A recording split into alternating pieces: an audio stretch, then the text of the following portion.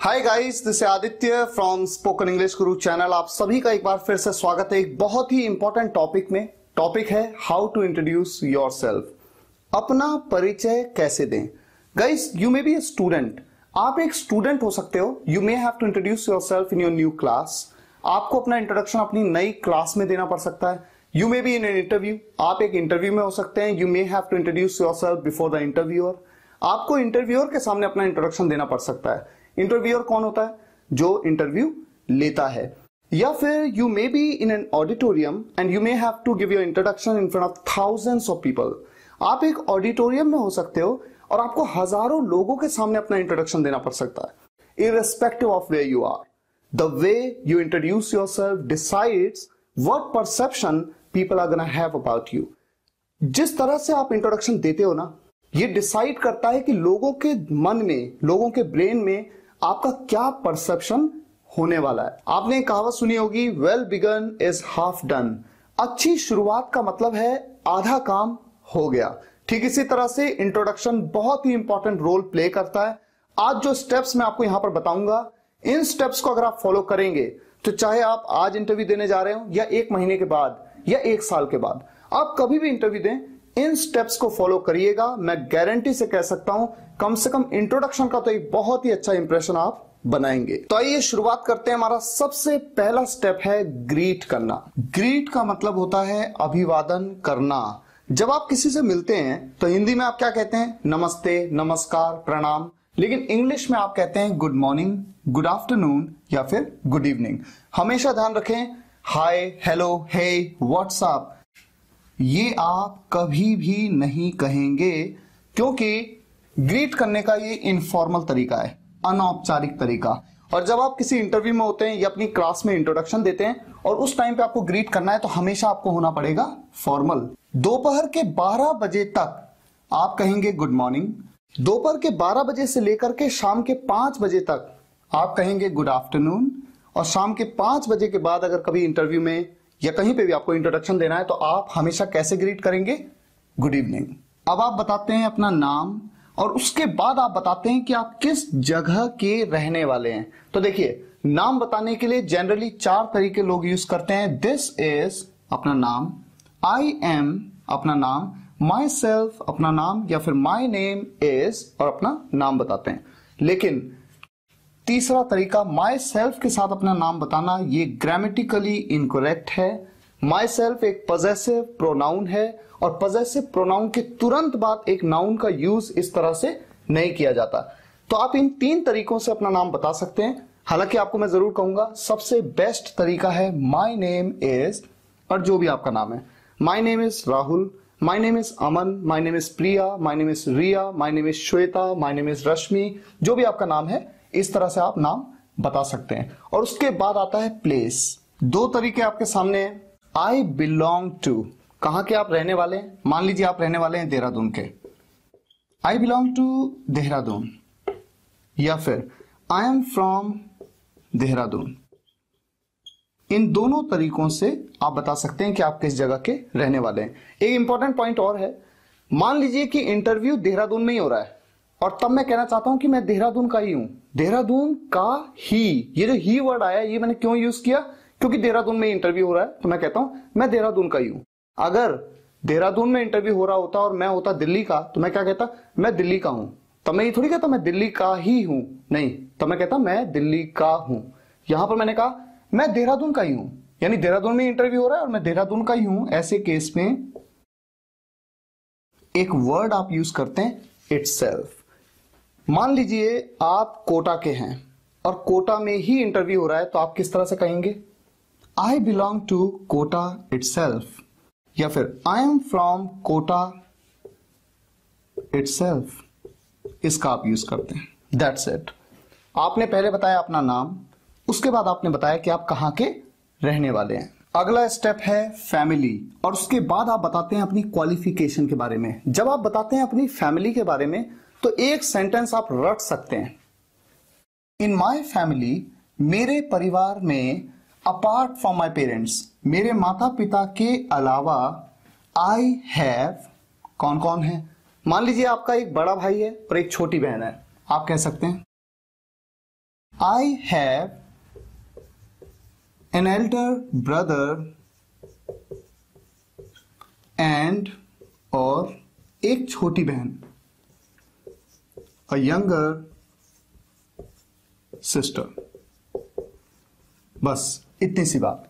अब मान लीजिए आपका केवल एक भाई है जो बड़ा है आपसे, तो आप कहते हैं I have an elder brother, that's it, बस यहां पर फिनिश हो गया।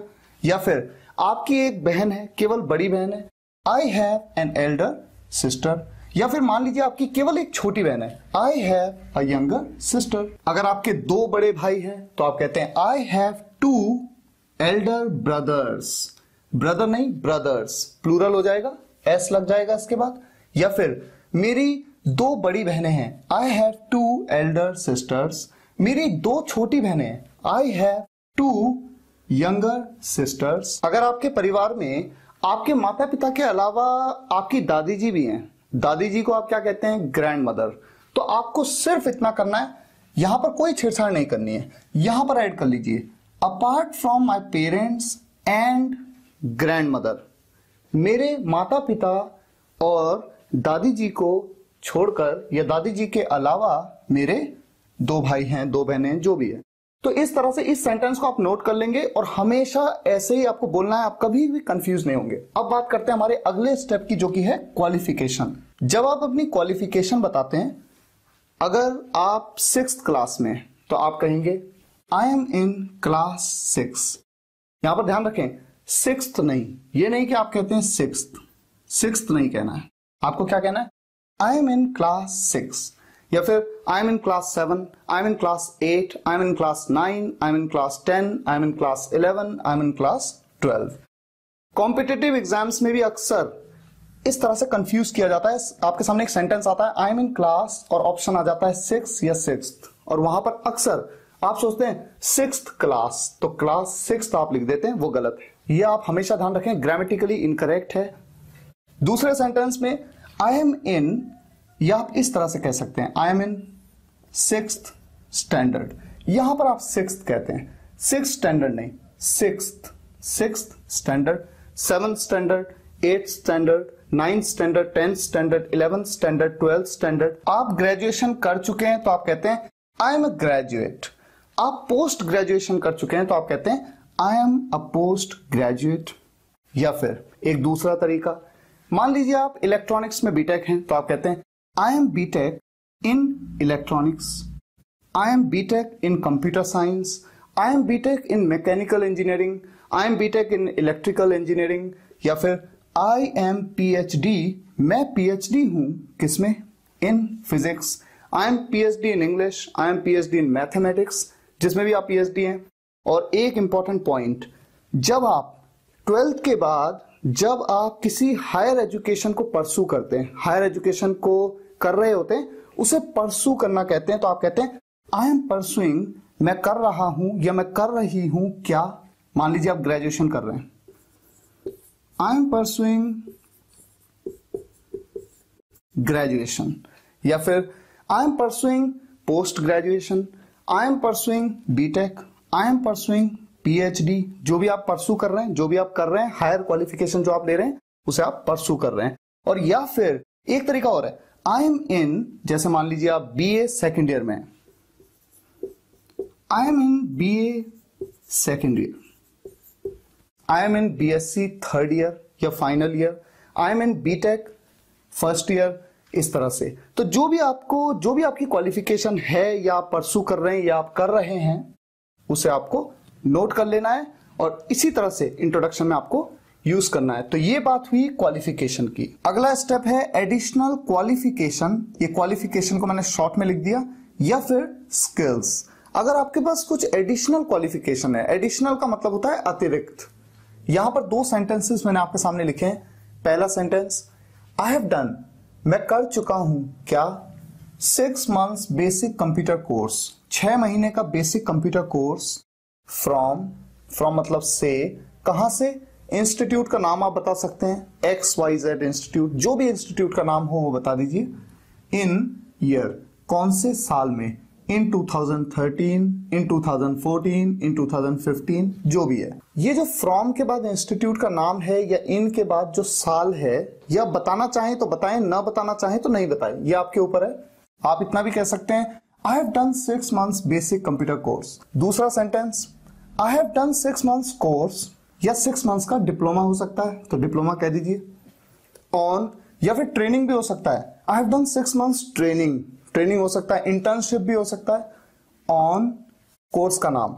मान लीजिए वेब डेवलपमेंट में किया आपने, आई have done 6 months diploma on web development from institute का नाम इन ईयर। अगर आप एक स्टूडेंट हैं तो स्टूडेंट्स को जनरली इंट्रोडक्शन देते हुए क्वालिफिकेशन बताने की कोई जरूरत ही नहीं पड़ती, क्योंकि जिस क्लास में आप पढ़ रहे हैं सबको पता है कि आप इस क्लास में हैं, वो भी आपके साथ उसी क्लास में है। एडिशनल क्वालिफिकेशन आपने गेन ही नहीं की होती इसलिए आप बता नहीं पाते। जैसे मान लीजिए आप 6th स्टैंडर्ड में हैं, तब आपने कोई कंप्यूटर कोर्स नहीं किया, कोई पर्टिकुलर ट्रेनिंग नहीं की, तो कोई एडिशनल क्वालिफिकेशन आपके पास है ही नहीं, तो आपको मेंशन करने की जरूरत ही नहीं होती है। और एक्सपीरियंस का तो कोई क्वेश्चन ही नहीं है, क्योंकि काम करने का कोई भी एक्सपीरियंस आपके पास नहीं होता है। तो जो स्टूडेंट्स हैं उनके लिए ये स्टेप्स अप्लाई नहीं होते हैं, लेकिन जब आप इंटरव्यू में जाते हैं वहां पर ये बहुत ही इंपॉर्टेंट है। देखिए एक्सपीरियंस की जब हम बात करते हैं, 3 सेंटेंसेस आपके सामने हैं। पहला, आई एम अ फ्रेशर।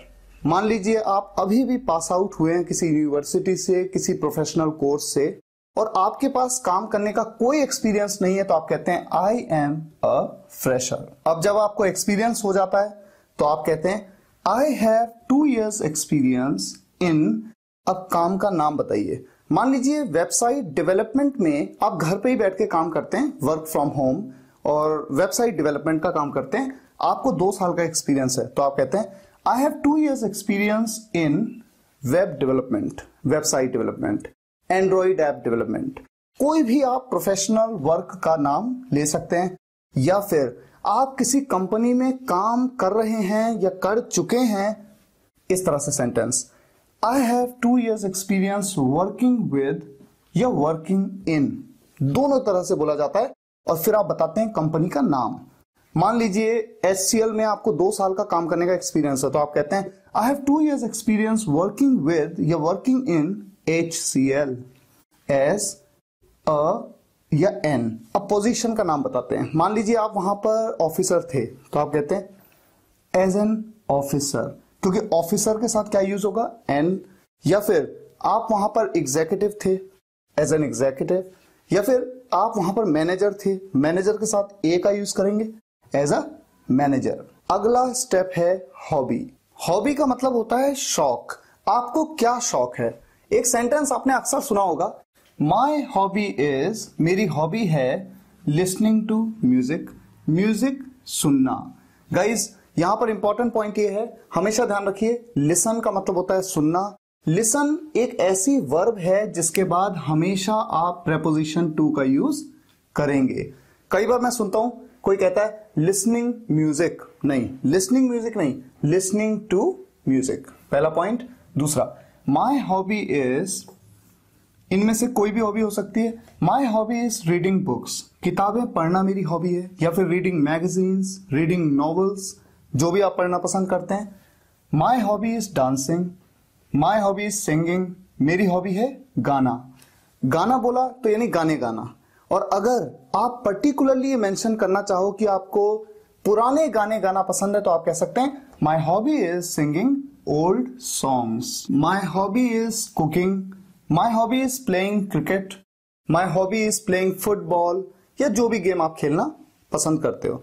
एक तो ये तरीका है। दूसरा, यहां पर एक पॉइंट और है, माई हॉबी इज, इसकी जगह पर हम कह सकते हैं आई लव। इतना, I love listening to music, I love reading books, I love dancing, singing, cooking, या फिर I love playing cricket, I love playing football. ये है एक तरीका जिस तरीके से आप बना सकते हैं। तो जो भी तरीका आपको कंफर्टेबल हो आप उसका यूज कर सकते हैं। अब ऐसा भी तो हो सकता है कि आपकी हॉबी एक ना हो बल्कि एक से ज्यादा हो, आपको म्यूजिक सुनना भी पसंद हो और किताबें पढ़ना भी पसंद हो, तो ऐसे केस में आप कहते हैं रीडिंग। और मान लीजिए आपको न्यूज़पेपर पढ़ना पसंद है, तो आप कहते हैं रीडिंग न्यूज़पेपर।